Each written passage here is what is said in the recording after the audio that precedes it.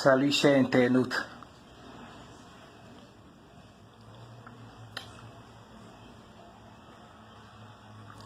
Les pasteurs. De nos jours, les pasteurs sont devenus de véritables loups dans la bergerie. Les pasteurs sont une vraie gangrène pour le corps du Christ de nos jours. Les pasteurs d'aujourd'hui sont de véritables loups dans la bergerie. Pourquoi il faut un ou des pasteurs dans chaque église? C'est pour conduire les fidèles, n'est-ce pas? C'est pour nous enseigner la Bible, parler de Dieu. Mais sachez une chose, parmi les fidèles, nombreux sont ceux-là qui peuvent mieux parler de Dieu que les pasteurs même. Nombreux. Mais comme dans une église, tout le monde ne peut pas être pasteur. Il faut quelqu'un pour quand même conduire les bergers au pâturage. Il faut quand même quelqu'un pour conduire le corps du Christ.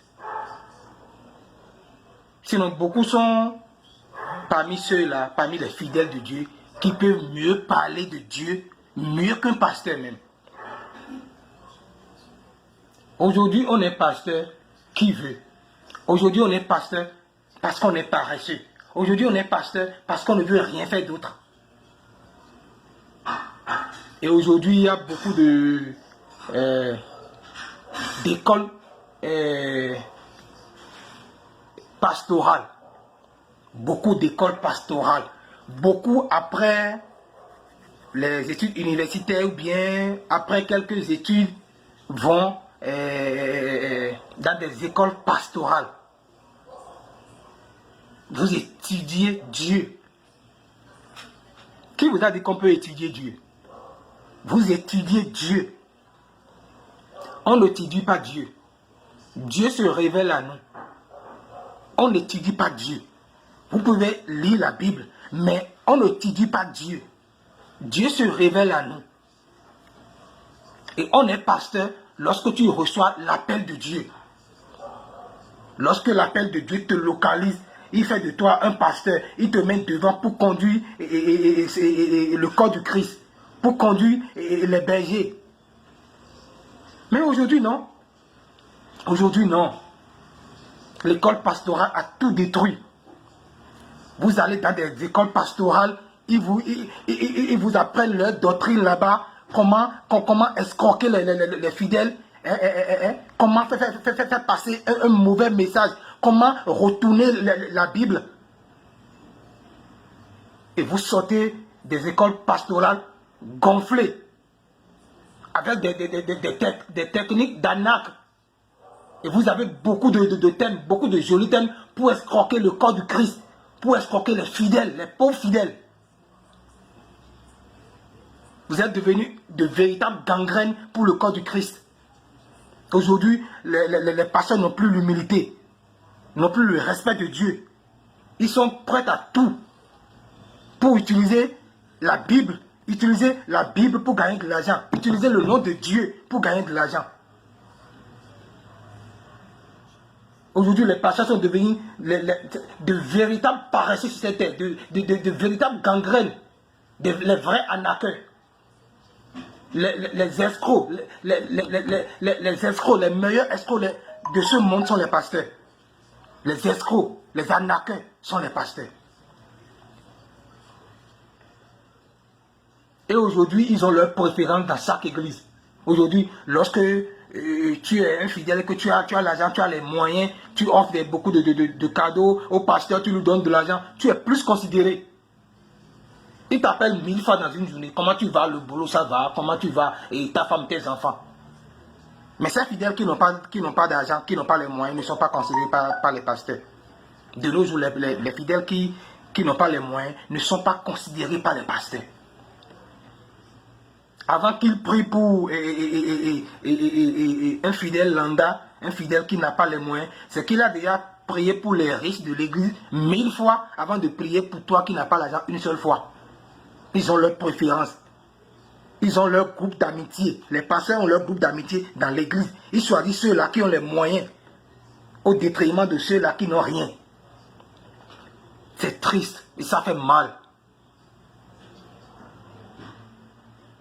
Et vous pasteurs, vous priez et vous dites, sois béni, je te guéris, reçois la guérison, sois béni. C'est vous qui bénissez? C'est vous les pasteurs qui bénissez? C'est vous qui opérez des miracles? C'est vous qui guérissez des malades? J'aimerais comprendre. Lorsque vous priez, lorsqu'un pasteur prie, il dit, sois béni, sois guéri, je prophétise sur toi, je te bénis. Est-ce que c'est vous qui bénissez? Ou bien vous priez et Dieu bénit? Ou bien vous priez et Dieu guérit? Parce que à vous entendre et parler, c'est comme si Dieu là, c'est vous, votre puissance. Vous avez une puissance. Vous êtes pasteur. Vous avez une puissance qui s'appelle Dieu. Et vous pouvez utiliser cette puissance pour faire tout ce que vous voulez. Vous agissez comme Dieu là, c'est votre puissance. Et vous utilisez la puissance là pour faire ce que vous voulez. Comme si vous-même là, vous êtes maître de votre souffle de vie. Comme si vous-même là, si vous dormez la nuit là, le matin c'est vous-même qui vous réveillez. Mais sinon, c'est Dieu qui vous réveille. Votre souffle de vie appartient à Dieu. Vous êtes des êtres humains comme nous. À part votre titre de pasteur là, vous êtes un être humain comme nous. Vous avez une tête. Vous avez 4 membres. Vous respirez comme nous autres. Alors je vous en prie, ne vous prenez pas, ne vous mettez pas à la place de Dieu. Vous êtes pasteur, point barre. Vous n'êtes pas Dieu. Vous ne serez jamais Dieu. Un pasteur n'est pas Dieu. Un pasteur n'est pas un être humain. Un pasteur n'est pas un ange. Un pasteur est un être humain comme nous autres. Vous n'êtes pas Dieu. Vous n'êtes pas des anges. Et jamais vous ne serez des anges. Jamais vous ne serez Dieu. Vous êtes un être humain comme nous autres. Comme nous, les fidèles. Mais arrêtez un peu. Arrêtez un peu. Aujourd'hui, maintenant, pour aller rencontrer un pasteur, pour qu'il prie pour toi, tu dois donner de l'argent. Où c'est écrit dans la Bible? Que pour aller rencontrer un pasteur, tu dois donner de l'argent. Dites-moi. Et aujourd'hui, les pasteurs sont tellement riches, qu'ils ne peuvent même pas partager. C'est vrai, Dieu nous a dit, ne faites pas ce que font les pasteurs, mais faites ce qu'ils vous disent. Mais quand même, à des moments donnés, vous-même, pasteur, vous devez être un exemple. Vous devez être un exemple pour le corps du Christ. Quand vous dites et partagez, aimez-vous comme les uns les autres, vous aimez comme les uns les autres, vous aimez vos prochains, vous partagez ce que vous avez. Aujourd'hui, maintenant, les pasteurs ont de belles voitures, le pasteur a sa voiture, sa femme a sa voiture, ses enfants ont sa voiture, il a un joli villa, pendant que les fidèles n'ont rien.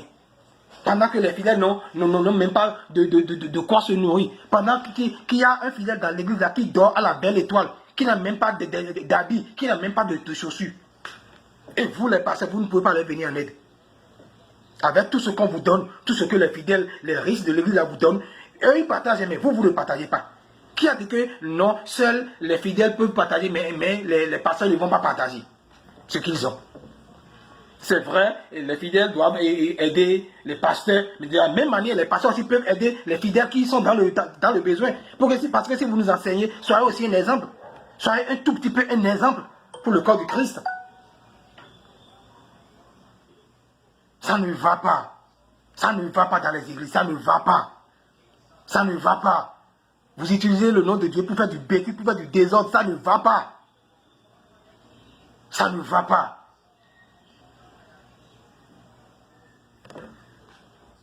De nos jours, il y a beaucoup de fidèles qui appellent. D'abord, aujourd'hui, il n'y a plus trop de pasteurs. Aujourd'hui, tous les pasteurs sont devenus des prophètes.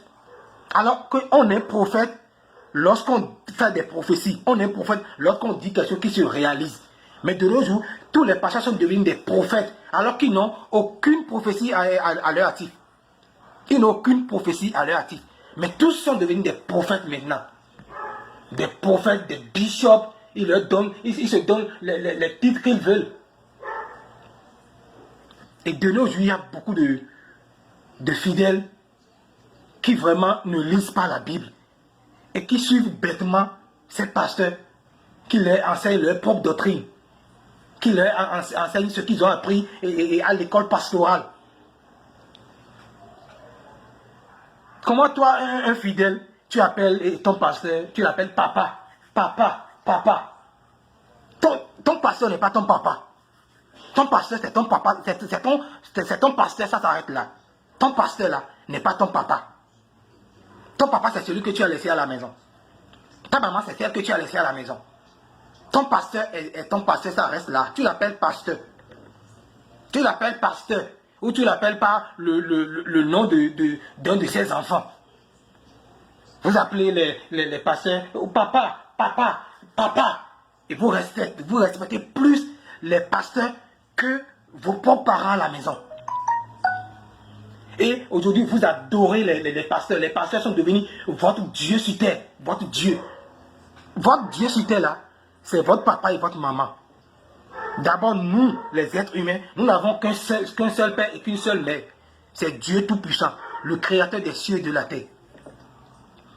C'est lui qui nous a créés en son image et en sa ressemblance. Avant que tu ne viennes sur cette terre, tu existais déjà avec Dieu.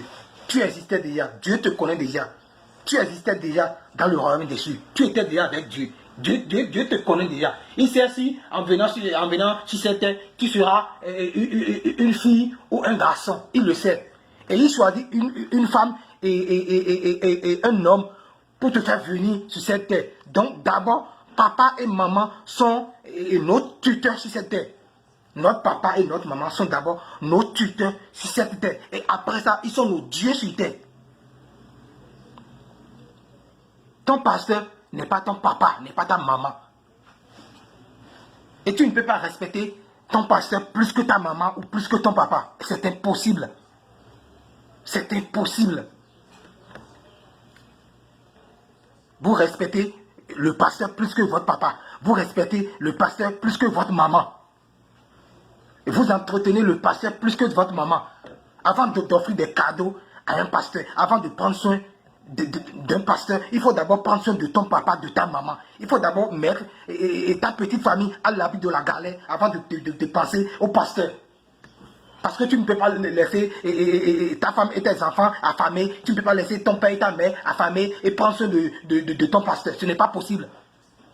Je suis contre, ce n'est pas possible. Je ne dis pas de ne pas prendre soin au pasteur, parce que Dieu même a dit de prendre soin aux hommes de Dieu. Mais avant de le faire là, il faut d'abord penser à ton père et à ta maman. Parce que Dieu même a dit, honore ton père et ta mère. Dieu même a dit, honore ton père et ta mère. Notre papa et notre maman sont nos dieux sur cette terre. Moi, je suis choqué.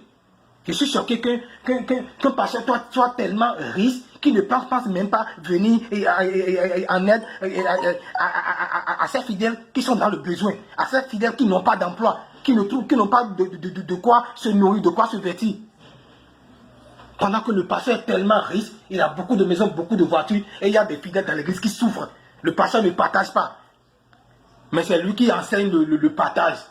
Mais lui-même, il n'est pas un exemple.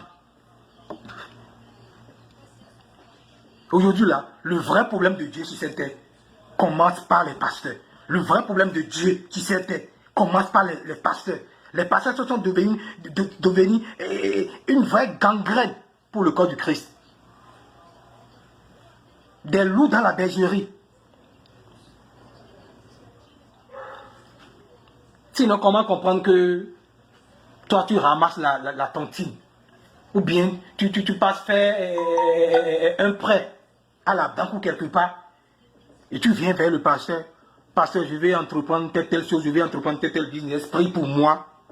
Et il prie pour toi. Et il te dit, mais avant que tu entames ton business, avant que tu commences, tu dois faire une offrande symbolique. Ils ont des thèmes pour vous arnaquer. Tu dois faire une offrande symbolique à Dieu. Où c'est écrit dans la Bible que lorsque tu pas faire des prêts quelque part pour entreprendre quelque chose, ou bien lorsque tu ramasses ta tontine quelque part et pour entreprendre quelque chose, tu dois faire une offrande symbolique. Toi, pasteur, tu dois laisser ce fidèle d'abord commencer et son business. Et dès que ça commence pas marcher, il va commencer par payer et sa dîme et ses offrandes. C'est ça. Et s'il a quelque chose à te donner pour te remercier, il te donne. D'abord, il ne peut même pas te remercier parce que si lui prie pour toi que ça marche là, la puissance là ne vient pas de lui. La puissance vient de Dieu. Donc il faut prier Dieu, remercier Dieu. Un pasteur, lorsqu'il prie là, ce n'est pas lui qui guérit. Ce n'est pas lui qui opère les miracles, mais c'est Dieu. Aujourd'hui, vous prenez des pasteurs comme des dieux. Eux-mêmes, ils se mettent à la place de Dieu comme si c'est eux qui opèrent des miracles. Je l'ai guéri, je l'ai guéri, je l'ai béni. C'est vous qui bénissez, c'est vous qui guérissez. Un pasteur peut tomber malade et un saint fidèle va prier, il va recevoir la guérison. La femme du pasteur, les enfants du pasteur peuvent tomber malades et un saint fidèle va prier, il va recevoir la guérison. Un fidèle dans l'église peut tomber malade et le pasteur va prier et Dieu ne va pas guérir ce dernier. Et un saint fidèle peut prier et Dieu va guérir. C'est juste pour vous dire que la même langue qu'a un pasteur là, c'est cette même langue que nous tous nous avons. Les fidèles dans l'église, c'est tout le monde. D'accord? Donc un pasteur peut prier et Dieu et la guérison ne sera pas effective. Et un saint fidèle peut prier et la guérison sera effective. C'est comme ça. Dieu utilise qui veut. Dans l'église, Dieu peut laisser le pasteur et utiliser le plus pauvre de l'église pour opérer des miracles. Les œuvres de Dieu sont insondables. Moi, j'aime Dieu. Et je suis très heureux d'être issu d'une famille chrétienne. Je suis né chrétien et je demeurerai chrétien. Dieu, il est bon, il est merveilleux. Dieu, c'est notre papa. Vous n'avez pas trop besoin d'un pasteur pour prier Dieu. Parce que de la même manière, vous avez besoin de Dieu là. C'est de cette même manière, le pasteur aussi a besoin de Dieu. Ne pensez pas qu'un pasteur est à l'abri des maladies, un pasteur est à l'abri de la galère, un pasteur est à l'abri de tout ce qu'il y a de mal sur cette terre. Non. Parce qu'un pasteur, avant d'être pasteur, il était un être humain. Il est un être humain avant d'être pasteur. Donc ne prenez pas des pasteurs comme des dieux. Les pasteurs ne sont pas des dieux. Ce sont des êtres humains comme nous. Mais juste, il faut quelqu'un devant pour conduire l'église. Il faut quelqu'un devant pour conduire le corps du Christ. C'est là qu'interviennent les pasteurs. Sinon, nous sommes tous les mêmes choses. Il n'y a pas de différence. Il n'y a pas de différence entre un pasteur et un fidèle de l'église. Il n'y en a pas. Aujourd'hui, vous avez des problèmes et pour se marier. L'homme a des problèmes pour se marier. La femme a des problèmes pour se marier. Ou l'homme rencontre une femme dans l'église. Il a peur de parler à cette femme. Mais il part rencontrer le pasteur. Il y a telle soeur dans l'église. Il y a telle femme dans l'église que j'aime vraiment. Mais je ne sais pas comment lui parler. Ou bien je suis allé plusieurs fois lui parler. Elle n'a pas accepté. Elle me dit qu'elle ne m'aime pas. Ou je ne suis pas son genre d'homme. Et aidez-moi. Le pasteur dit, il n'y a pas de problème. Je vais faire quelque chose. D'abord, je vais rentrer en prière et je vais faire jeûne, je vais jeûner. Maintenant, il faudrait que tu donnes quelque chose pour l'avancement de l'église, pour l'avancement de... C'est ce qu'il faut pour vous escroquer. Hein. Donne quelque chose, tu lui donnes de l'argent. 50 000, 100 000, 200 000, 500 000. Il prend ça. Quelques jours plus tard, il appelle la fille. J'ai reçu un songe. Dieu m'a parlé dans un songe que tel monsieur est ton mari. Si tu le laisses tomber, si tu le laisses, et tu ne seras plus jamais marié, tu n'auras plus d'homme dans ta vie. C'est avec lui que tu seras heureuse. Dieu m'a parlé. Donc il faut respecter ce que Dieu dit. Il faut respecter les sons, il faut respecter ce que Dieu dit. Vous amenez cette femme à se mettre en couple avec un homme pour qui elle ne ressent rien. Mais juste parce qu'elle veut respecter Dieu. Elle veut respecter la voix de Dieu. Parce que vous lui avez menti, que vous avez fait un songe et que Dieu vous a parlé. Elle pas se mettre en couple avec ce monsieur et après rencontre des difficultés. Ou après n'arrive pas à avoir d'enfant. Et c'est elle qui ramasse les pots cassés. Est-ce que c'est biblique ce que vous faites? Les pasteurs là. Vraiment repentez-vous. Hein. Repentez-vous parce que vous êtes un vrai problème pour le corps du Christ maintenant.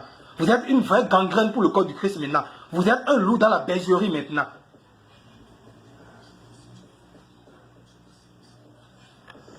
Toi, la femme, tu veux te marier, tu as des problèmes. De la même manière, tu peux aller rencontrer le pasteur, parler, lui donner de l'argent, et il va faire la même chose. Rencontrer le monsieur, dire au monsieur que oui, voilà, j'ai rêvé que telle femme est ta femme. C'est ce que Dieu m'a révélé. Et vous les amenez à se marier, à vivre ensemble. Après, les problèmes commencent. Et ce sont eux qui ramassent les pots cassés. Je suis choqué. Je suis choqué. Vous abandonnez vos parents et vous prenez soin des pasteurs. Vous laissez votre père et votre mère affamés à la maison, votre petite famille. Et vous prenez tout votre argent pour entretenir les pasteurs. Et ils prennent cet argent pour faire du désordre, pour faire le matou vu. Les pasteurs de nos jours ils ne sont pas humbles. Ils sont gonflés plus que le mot. Ils sont gonflés. Les plus malhonnêtes sur cette terre, ce sont les pasteurs de nos jours. Les plus malots, les plus escrocs, les plus idiots. Je pèse bien mes mots. Les plus malhonnêtes sur cette terre, ce sont les pasteurs. Ils n'ont plus la crainte de Dieu. Ils sont gonflés. Ils veulent seulement utiliser le nom de Dieu pour se faire pleine la poche. C'est tout.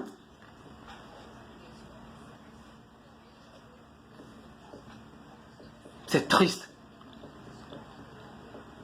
Répentez-vous les pasteurs. Les pasteurs du 21e siècle, répentez-vous. Sinon la colère de Dieu s'abattra sur vous. Dieu est en colère contre vous. Dieu est en colère contre vous. Parce qu'à cause de vous, plus personne ne veut venir à Dieu. À cause de vos comportements, plus personne ne veut venir à Dieu. Tu rencontres quelqu'un, tu lui parles de Dieu, dis non, laissez. Vos pasteurs ne sont même pas un exemple. Laissez, ne me parlez pas de Dieu. Parce qu'aujourd'hui, le corps de Christ est devenu autre chose. Aujourd'hui, les pasteurs sont devenus autre chose. Vous nous découragez. Vous n'êtes plus un exemple pour amener d'autres païens à Dieu. Vous agissez maintenant seulement pour vos propres intérêts. Pour vos propres intérêts. Vous retournez la Bible. Vous retournez la Bible. Vous n'annoncez plus la bonne nouvelle. Aujourd'hui seulement, vous parlez de miracle, miracle, miracle. Vous n'annoncez plus la bonne nouvelle, le salut, la repentance. La bonne nouvelle, le salut, non. Vous maintenant, vous priez en termes d'argent. Argent, c'est vrai, l'argent, on en a besoin. Mais l'argent ne peut pas sauver ton âme. L'argent ne peut pas sauver l'âme d'un être humain. Repentez-vous. Repentez-vous. Et pour finir, je dis une chose. Dieu a inspiré les hommes et ils ont écrit la Bible. Mais l'homme, en écrivant la Bible, il a ajouté beaucoup de choses. Il a ajouté beaucoup de choses qui sont contraires à la parole de Dieu. Raison pour laquelle de nos jours, si tu suis la Bible bêtement, tu vas lire la Bible et tu vas te perdre si tu suis la Bible bêtement. Mais tu suis la Bible, tu pries pour que Dieu se révèle à toi. Pour que Dieu te montre les choses cachées qui se trouvent dans la Bible. Et je vous dis une chose. Vous, pasteurs qui priez, qui nous dites souvent, repentez-vous car le royaume de Dieu est proche. Repentez-vous car le royaume de Dieu est proche. Je vous dis une chose. Il n'y aura jamais une fin du monde. Je vous le dis haut et fort. Il n'y aura jamais la fin du monde. Peut-être dans le passé, il y a eu la fin du monde. C'est ce que j'ai appris dans la Bible. Mais de nos jours, il n'y aura jamais la fin du monde. Il n'y aura jamais l'enlèvement. Il n'y aura pas une fin du monde collective, mais individuelle. Lorsque tu meurs, c'est ta fin du monde. Depuis nos aïeux, on nous dit, repentez-vous car le royaume de Dieu est proche. Depuis le temps de nos aïeux, est-ce que le monde a eu faim? Est-ce que le monde a eu faim? Chers amis, le corps du Christ, réfléchissons un peu. Crevez un peu nos méninges, réfléchissons un peu. Il n'y aura jamais une fin du monde collective, mais individuelle. Lorsque tu meurs, c'est ta fin du monde. Et tu vas rendre compte à Dieu. Lorsqu'il t'a envoyé sur cette terre, ce qu'il t'a dit de faire, comment tu as fait, comment tu t'es comporté. Il n'y aura jamais une fin du monde collective, mais plutôt individuelle. Lorsque tu meurs, c'est ta fin du monde. Il n'y aura jamais une fin du monde collective.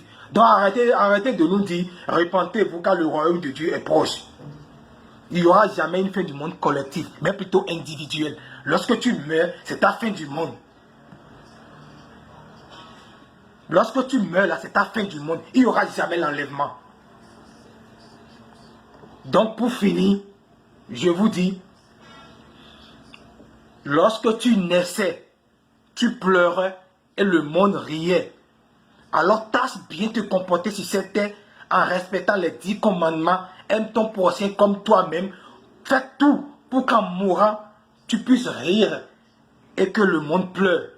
Pour que tu puisses bénéficier du royaume des cieux. Pour que tu trouves ta place avec Dieu là-bas. Sur le trône céleste, dans le royaume des cieux. La vie éternelle. Dieu, montre-nous le bon chemin. Démasque tous ces pasteurs diaboliques. Détrône-les. Montre-leur que c'est toi le Dieu Tout-Puissant, le Créateur des cieux et de la terre. Chers pasteurs, répentez-vous. Sinon la colère de Dieu s'abattra sur vous. Merci. À la prochaine. Ciao.